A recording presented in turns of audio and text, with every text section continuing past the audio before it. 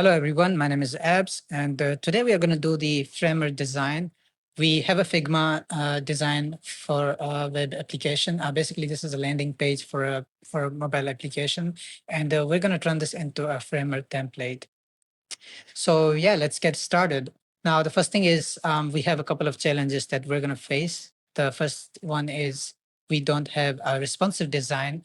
Now, it is really important to have a responsive design if you're making framer templates, because otherwise your templates won't get approved. So now it's not really a good thing for me because I'm only I'm only a programmer and developer. I don't know the design stuff.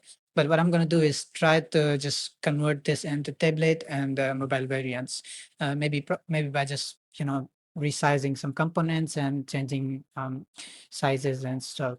So yeah, if you are just a programmer or a developer yourself, I highly recommend you get the responsive designs if you want to make the framer templates from them. So let's get started. Now, the first thing I like to do is set up the framer template, framer project. So I have an empty project here. The very first thing I would like to do is import my styles and text and color styles. So I have a couple of styles already set up for all of my other projects. So I'm going to import them using this plugin called Styles.io. So I'm going to use this, select my styles.json file and import. Now, as you can see, we have some text styles, some color styles. Now, we are going to need to tweak these because they're not going to match our current web design in the Figma. So what I'm going to do is first is go to the another plugin called Style Generator. In this one, I'm first going to set the text styles.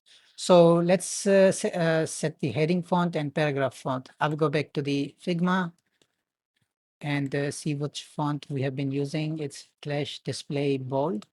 So I'm going to select Clash Display. This should be bold. And for the paragraph, it should be DM Sans. So let me select DM Sans.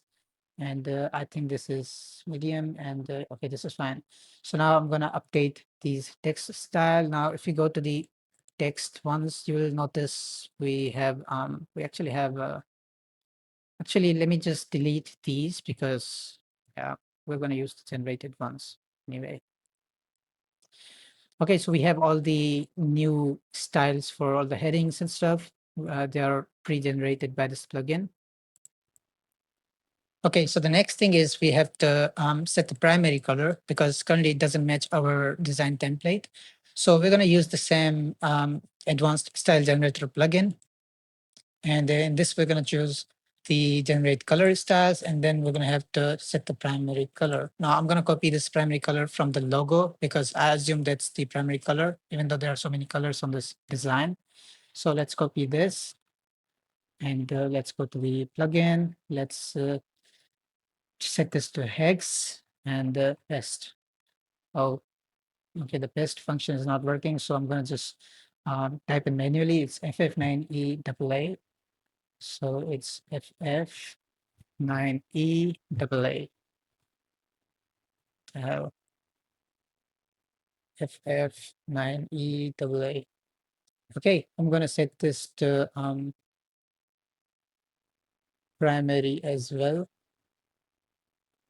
and update. Okay, so now we also got okay, we got new colors actually. So it doesn't actually replace these. So I'm going to just delete these. Now we have all the primary colors of the design, and we also have the uh, you know all the styles of the text.